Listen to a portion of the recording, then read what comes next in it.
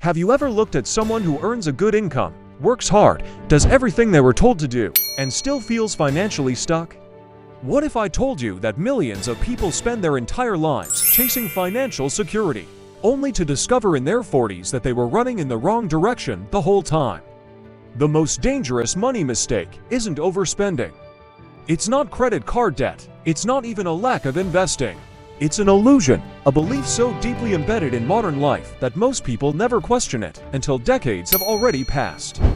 And by the time they finally see it, they realize it quietly influenced almost every financial decision they've ever made. The tragedy: this illusion often feels responsible. It feels safe. It even feels intelligent, which is exactly why it survives. And exactly why so many hardworking people wake up in midlife wondering why wealth never arrived the way they expected. Today, we're exposing the biggest money illusion people believe until their 40s, and once you see it, you may never look at money the same way. Maybe you've done everything you were supposed to do. You worked hard, you stayed responsible, you avoided reckless decisions, you kept moving forward. And yet, there's a question that occasionally appears in the quiet moments. Why does it feel like I should be further ahead by now? You look at the years you've invested, the effort you've given, the sacrifices you've made, and wonder whether the outcome matches the price you paid. Because the promise seemed simple: work hard, be patient, stay consistent. And eventually, financial freedom would follow. But somewhere along the way, life became more expensive. Responsibilities multiplied, time started moving faster, and despite earning more than you once did, true financial peace still feels just out of reach. If you've ever felt that tension, then this video is for you.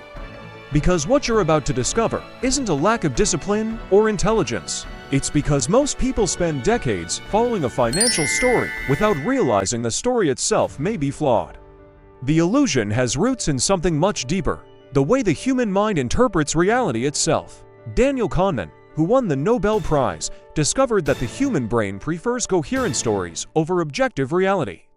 We build entire life strategies around assumptions that feel true. And the longer those assumptions go unchallenged, the more expensive they become. This is why the legendary investor Charlie Munger warned that the greatest dangers are not what we don't know, but what we know for sure that isn't so. The biggest financial threat may not be a market crash or inflation. It may be a deeply accepted idea repeated so often it sounds like a fact. And that's what makes this conversation especially important after 40, because by that stage of life, experience has given you something younger people don't have: evidence. Enough evidence to look back, connect the dots, and ask a question that can completely change your financial future. What if the problem was never my effort, but the story I was taught to believe about money? To answer that question, we first need to expose the illusion itself. But here's an even more unsettling question. What if this isn't the only financial illusion you've been carrying? What if there are other beliefs quietly shaping your decisions right now? Beliefs about success, about security, about retirement, about what it actually means to be wealthy. Because one of the strangest discoveries people make in midlife is that the things they were most certain about are often the things they examined least. And that's where this journey becomes uncomfortable, not because the truth is complicated, but because questioning one assumption leads to questioning others. You start looking back at choices you made years ago and seeing them through a completely different lens. If this belief about money was incomplete, what else have I accepted as truth without ever testing it? Keep that question in the back of your mind. By the end, you may discover the biggest illusion wasn't just about money at all. Principle number 1: the income illusion. The first illusion is deceptively simple. Most people never question it. The belief goes, if I can just earn more money, my financial worries will eventually disappear. At first glance, that sounds completely reasonable. But why do so many people earn far more than they did 20 years ago, yet still don't feel financially free? Imagine a professional in his late 40s. When he was 25, he dreamed of earning $50,000 a year. Back then, that felt like freedom. Then he reached it. But by that time, his lifestyle, expectations, and responsibilities had changed, so the goal moved. He thought $100,000 would create security. Then $150,000, then to $100,000. Income increased, but the feeling he was chasing remained strangely distant. Sound familiar? This isn't because he failed. It's because he was unknowingly following an illusion. Income and freedom are not the same thing. Income is what comes in. Freedom is what remains after your obligations have taken their share. The larger house, the newer car, the upgraded vacations, the memberships. None of these choices seem dangerous on their own. The changes happen gradually, almost invisibly, until one day a person realizes they make more money than they ever imagined, yet need it all. This is lifestyle inflation, but underneath that financial term lies a deeper psychological reality. Human beings adapt remarkably fast. What once felt luxurious eventually feels normal. What once felt abundant eventually feels necessary. And once something feels necessary, losing it feels painful. So instead of creating freedom, higher income can sometimes create a more expensive version of dependence. Think about that. Many people spend decades trying to increase their income, when the real question should be, how much freedom does my income actually buy? Because earning more money is valuable, but only if it creates more choices, more flexibility, more control over your time. Otherwise, you're simply running faster on a larger treadmill. The lesson isn't that earning more is bad, far from it. The lesson is that income alone is not the destination. Because the moment income rises faster than wisdom, the illusion survives. And that's precisely why so many intelligent, hardworking people arrive in their 40s wondering, why do I feel wealthier on paper, but not freer in real life? And that question leads directly to the next illusion, one that quietly keeps people chasing a future that never seems to arrive. Principle number 2, the delayed arrival illusion. If the first illusion convinces people that more income will create freedom, the second is even more powerful. Because it doesn't just influence how people manage money. It influences how they live their entire lives. The belief sounds innocent enough. I'll finally feel secure when I reach the next milestone. The next promotion, the next salary increase, the next investment goal, the next house, the next level. And for a while, this mindset feels motivating. After all, goals matter, ambition matters, progress matters. The problem begins when security becomes permanently attached to a future event, because now happiness has a condition. Peace has a condition. Contentment has a condition. Life becomes a waiting room. Imagine someone who spends years believing everything will change once they earn 6 figures. They work longer hours, make sacrifices, delay vacations, delay hobbies, delay experiences, and eventually, they get there. For a brief moment, it feels exactly as they imagined. Then something unexpected happens. The mind adjusts, the new reality becomes normal. And suddenly a new target appears. Now it's not 6 figures. Now it's financial independence. Then it's a larger portfolio. Then it's an earlier retirement. Then it's something else. The destination keeps moving. Not because the person lacks discipline, not because they lack gratitude, but because human beings are remarkably skilled at adapting to improvement. What once looked extraordinary eventually becomes ordinary. And what once felt sufficient begins to feel incomplete. This is one of the most expensive psychological traps in modern life, because it creates the illusion of progress while quietly postponing satisfaction. Years pass, then decades. And many people realize they've spent most of their lives preparing to live, rather than living. Think about that for a moment. How many people spend their healthiest years waiting for a future version of life? A future where they'll finally relax, finally enjoy themselves, finally feel secure, finally feel successful. Yet when that future arrives, it often feels surprisingly similar to the present they were trying to escape. Because the problem was never the milestone, the problem was the belief attached to it. The belief that security exists somewhere ahead, instead of being something built gradually along the journey. This doesn't mean you should stop striving. It means you should be careful not to sacrifice today's life for tomorrow's promise. Because tomorrow has a habit of becoming another tomorrow, and another, and another. The people who eventually see through this illusion discover something profound. Financial success is important, but if every achievement simply creates a new requirement, you can spend an entire lifetime climbing without ever feeling like you've arrived. And that realization leads to an uncomfortable question. If achievement alone doesn't create lasting security, then why do so many people work so hard to appear successful? The answer lies in the next illusion. and it may be one of the most expensive status traps ever created. Principle number 3. The status illusion. If the first illusion was about income, and the second was about constantly chasing the next milestone, the third illusion explains why so many people end up trapped in both. It's called the status illusion, the belief that looking wealthy is similar to becoming wealthy. Now, almost nobody says this out loud. In fact, most people would strongly disagree with it. But watch what happens when status enters the room. The larger home, the luxury vehicle, the designer labels, the exclusive memberships, the visible symbols that signal success to others. Suddenly, financial decisions stop being purely financial. They become social, and that's where the illusion begins. Imagine two neighbors. Both earn the same income, both are intelligent, both work hard. From the outside, they appear very similar, but their priorities are completely different. The first neighbor uses every increase in income to upgrade his lifestyle: a larger mortgage, a newer car, more expensive habits, more visible signs of success. The second neighbor does something far less exciting. He quietly buys assets, he invests, he saves. He allows his wealth to grow where few people can see it. 10 years later, one looks wealthy, the other is wealthy. And that's an important distinction, because status and wealth are not the same thing. In many cases, they're competing with each other. Every dollar spent proving success to others is a dollar that can no longer compound for your future self. The irony is almost painful. The symbols most people associate with wealth are often purchased at the expense of actual wealth. This is partly why genuine wealth is so difficult to recognize. Real wealth is usually invisible. It's not the watch, it's not the car, it's not the vacation photo, it's the assets nobody sees. The debt that doesn't exist, the financial pressure that isn't there, the choices that remain available.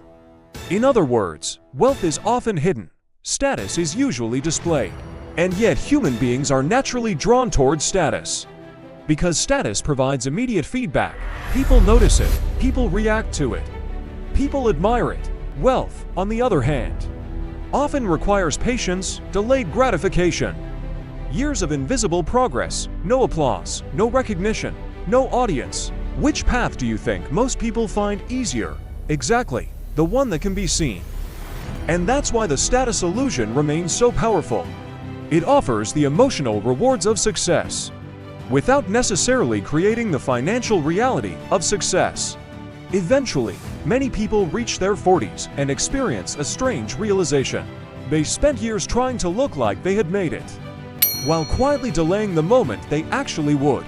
And once that realization arrives, another question naturally follows. If appearance isn't the answer, and if income alone isn't the answer, then what actually creates financial freedom? Because the next illusion may be the most deeply rooted of them all.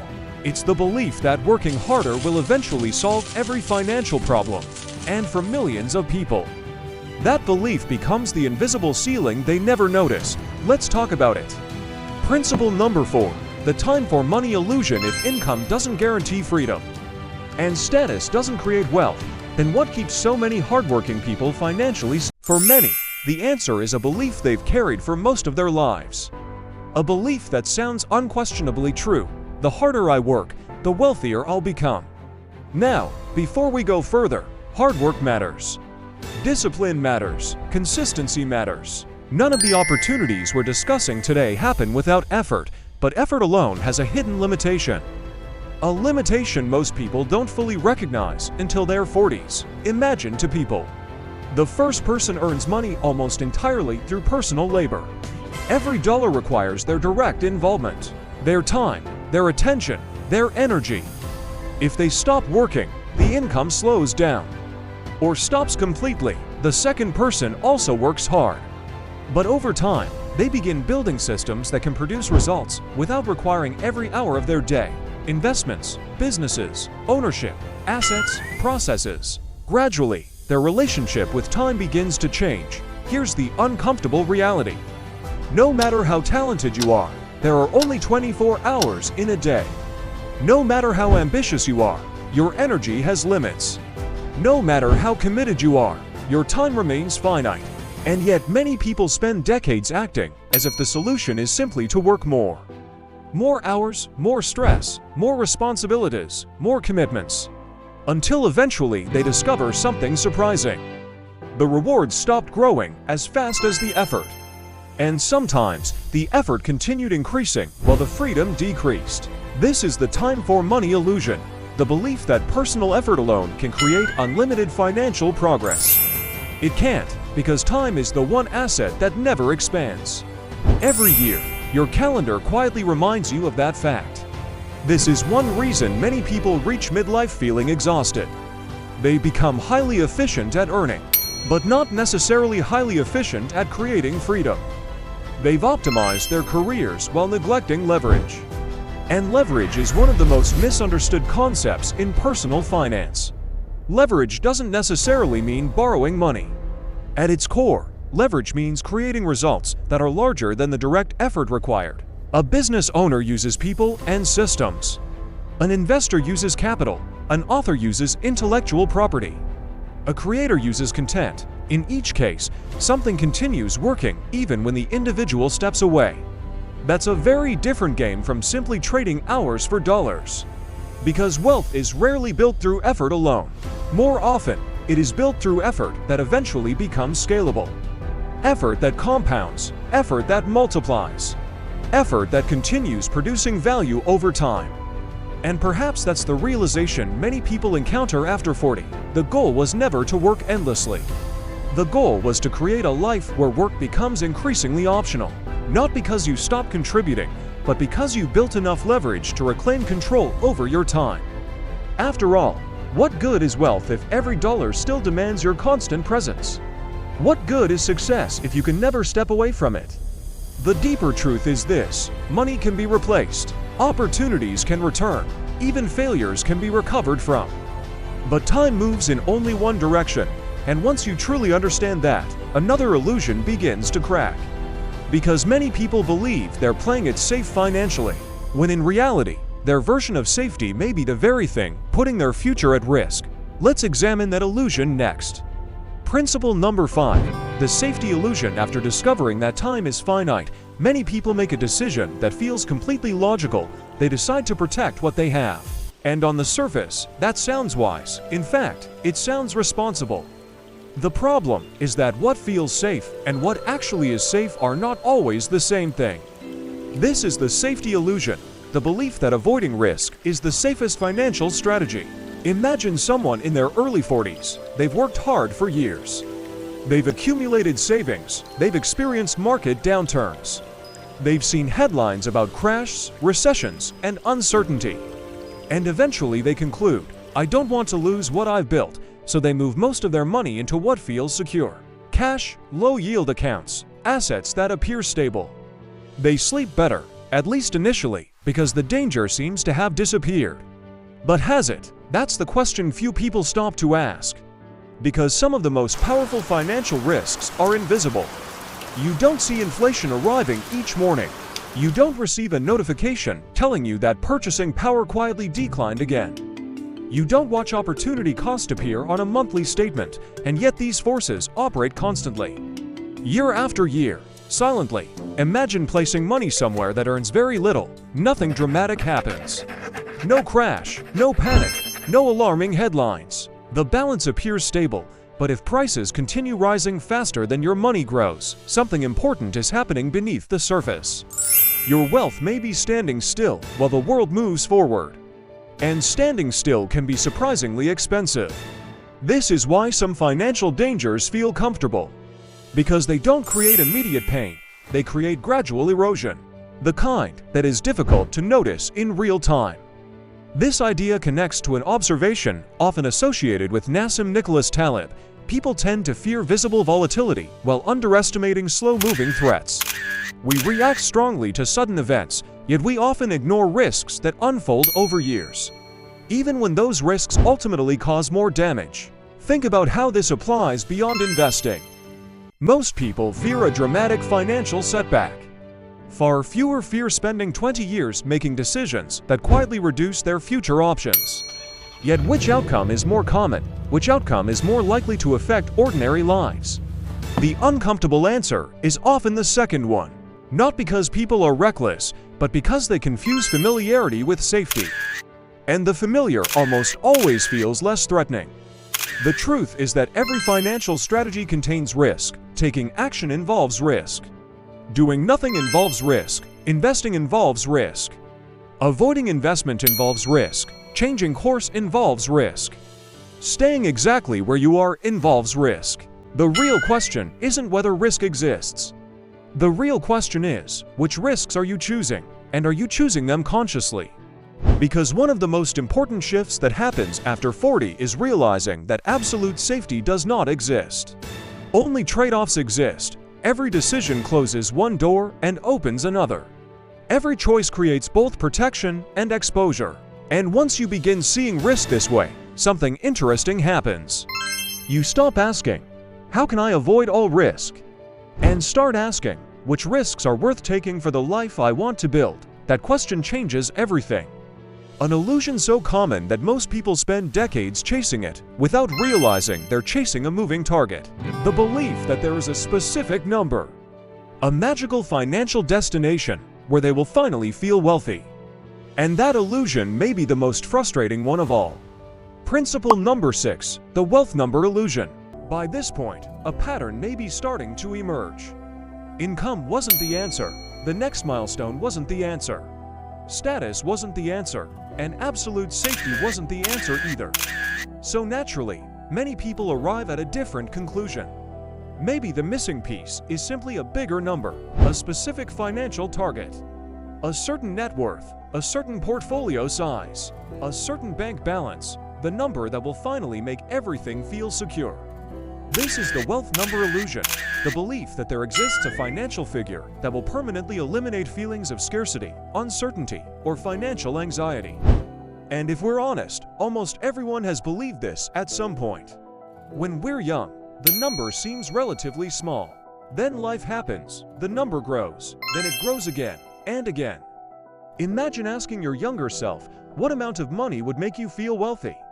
Most people can answer immediately. Now imagine asking the same question 20 years later. Something fascinating often happens. The number has changed, sometimes dramatically. Why? Because wealth is rarely experienced in absolute terms. Instead, it is often experienced relative to expectations, relative to peers, relative to lifestyle, relative to the image of success we've constructed in our minds. And that's what makes this illusion so powerful. The destination keeps moving. A person reaches $1 million, then discovers they know someone with 5 million. Someone reaches 5 million, then compares themselves to someone with 20. Someone reaches 20, then compares themselves to people who own private companies, private jets, or vast fortunes. The comparison never ends because there will always be someone ahead. Always another benchmark, always another level. And if your definition of wealth depends entirely on comparison, wealth becomes impossible to catch. Like running toward the horizon, no matter how far you travel, it remains in the distance. This is one reason some extraordinarily successful people still feel financially insecure. Not because they lack resources, but because their internal definition of enough was never clearly established. And without a definition of enough, more can become an endless pursuit. Think about that carefully. If someone handed you twice as much money tomorrow, would you automatically feel twice as secure? Twice as peaceful? Twice as fulfilled? Most people instinctively want to say yes. But experience often suggests otherwise, because financial security is partly mathematical, but it is also psychological. At some point, the challenge shifts. The problem is no longer accumulation. The problem becomes definition, defining what enough actually means. And that's a question many people postpone for decades. They become experts at earning, experts at saving, experts at investing. Yet they never stop to ask, what am I ultimately trying to achieve with all of this? Because if the answer is simply more, the finish line disappears. And a race without a finish line can consume an entire lifetime. This is why some people arrive in their 40s, 50s, or 60s with a surprising realization. The goal was never to accumulate the largest possible number. The goal was to create a life that money could support, a life aligned with their values, their priorities. their relationships, their freedom, and that realization brings us to the deepest illusion of all. The illusion hiding underneath every other illusion we've discussed. The belief that money itself is the destination. Because once that belief falls apart, everything else begins to look different. Principle number 7, the ultimate illusion. We've talked about income. We've talked about milestones, status, safety, leverage, and the endless pursuit of a larger number. But beneath all of these illusions, there is one final belief. The belief that quietly gives life to all the others. The belief that money itself is the destination. Think about that for a moment.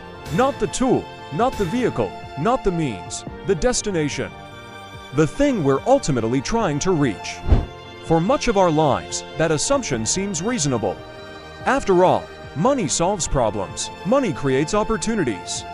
Money reduces certain forms of stress. Money matters. No serious person would argue otherwise. But there comes a point, usually sometime after enough life experience has accumulated, when a deeper question begins to emerge. What exactly is money supposed to do for me? Not in theory, not according to society, not according to advertising, for me. And that's where the illusion begins to crack. Because money has no intrinsic meaning, it only derives meaning from what it allows, the choices it creates, the experiences it enables, the burdens it removes, the opportunities it opens. In other words, money is valuable because of what it can be exchanged for. And the most valuable thing it can be exchanged for is not luxury. It's not status, it's not admiration, it's not even comfort, it's time. Time with the people you love, time to pursue meaningful work. Time to learn, time to create, time to rest, time to live intentionally. And suddenly, the entire conversation changes. Because if money is merely a tool for reclaiming time, then accumulating money is not the objective. The objective is what you do with the freedom it provides. This is why some people with modest means appear deeply fulfilled. And why some people with enormous fortunes remain restless. The difference is not always the amount of money. It's the relationship they have with it. Many people spend their first decades believing they are collecting money. Then, somewhere in midlife, they realize something profound. They were actually spending time, every promotion, every sacrifice, every late night, every stressful year. They weren't trading effort for money, they were trading pieces of their lives. And once you see that, it's impossible to see money the same way again. Because the question is no longer, how much money can I accumulate? The question becomes, how am I spending the years that money can never buy back? That may be the most important financial question of all. Not because it appears on a balance sheet, but because it appears in every life. Eventually, every person reaches a moment when they look backward instead of forward. And in that moment, very few wish they had accumulated a slightly larger number. Very few wish they had impressed a few more strangers. Very few wish they had won a few more comparisons. What people often value most are the moments they were present enough to experience, the relationships they invested in, the memories they created, the freedom they protected. And perhaps that's the deepest lesson hidden beneath every illusion we've discussed today. Money is incredibly important, but it was never meant to be your life's purpose. It was meant to support your purpose. And once you understand that, the chase begins to change. The anxiety begins to change. The definition of wealth begins to change. Because true wealth may not be measured by the size of your portfolio, but by the degree of control you have over your remaining time. And that realization is often the moment the biggest money illusion finally disappears. There is one final truth that rarely gets discussed. And once you see it, you begin to understand why so many intelligent people chase things they don't want. Because the biggest money illusion was never really about money, it was about identity. For most of our lives, we don't simply pursue wealth. We pursue what we believe wealth will say about us. That we are successful, that we matter, that we have value, that we've won. And this creates a subtle trap. Because when money becomes connected to identity, it stops being a tool, it becomes a measure of self-worth. Think about how many people secretly compare themselves to others. Not because they need more money, but because they need reassurance. Reassurance that they are doing well, reassurance that they haven't fallen behind, reassurance that their life has meaning. And that's a burden money was never designed to carry. Because no number can permanently answer questions that are fundamentally emotional. No portfolio can prove your worth. No salary can eliminate insecurity. No financial milestone can tell you who you are. Which explains something many people discover after 40. The things they thought they wanted were often symbols. And the symbols were standing in for something deeper. Respect, peace, belonging, significance, freedom. The money was never the destination. It was the language their deeper desires were speaking. And when you finally understand that, something remarkable happens. You stop asking, "How much more do I need?" and start asking, "What am I actually trying to experience?" Because one person may need $10 million to feel successful. Another may already have everything they truly value. The difference is not mathematical, it's psychological. And perhaps that is the ultimate lesson hidden beneath every financial lesson. Most people spend the first half of life accumulating. The second half often becomes a process of discovering why they were accumulating in the first place. And those who discover the answer early gain something more valuable than money itself: clarity. Because clarity prevents you from spending years climbing ladders only to discover they were leaning against the wrong wall. And maybe that's the biggest money illusion of all. Not that money can buy happiness, not that money creates security, not that money brings status, but that money can answer the question every human being eventually faces. Was my life well spent? Money can help create the conditions, but only you can create the answer.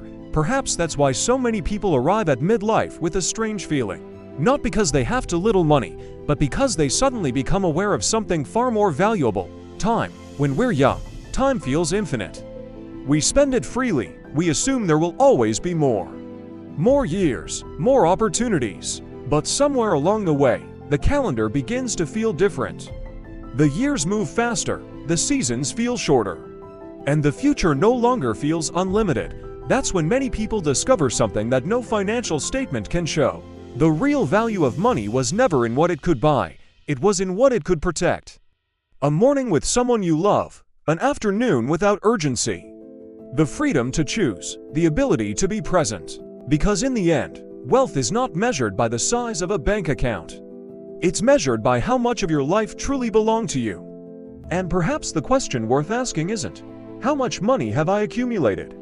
but rather, "Have I used my time in a way that I would gladly live again?" Because one day every number will stop growing. Every account will be left behind. Every possession will belong to someone else. But the life you lived, the moments you experienced, the people you loved, the freedom you created, those are the things that remain. And maybe that's the truth hidden beneath every money lesson. The goal was never to become rich. The goal was to build a life that felt rich while you were living it. If this video gave you a new perspective on money, or perhaps a new perspective on life itself, take a moment to support the channel. Like this video and subscribe to the Wealth Compass. Because every week, we explore the hidden principles that shape wealth, freedom, and the choices that define our lives. And before you go, consider this: what if the biggest forces influencing your future aren't the ones you can see? What if certain patterns have been quietly shaping your decisions, your habits, your relationships, and even your financial outcomes for years, without you ever noticing? In our next video, The Pattern You Can't See, we'll explore the invisible forces that guide human behavior and why the patterns you fail to recognize often have the greatest influence over your life. Because sometimes the most important thing holding you back isn't a mistake you're making. It's a pattern you haven't seen yet. The most powerful forces in your life are rarely the obvious ones. They're the patterns operating quietly in the background while you think you're making independent choices. The question is, can you see them?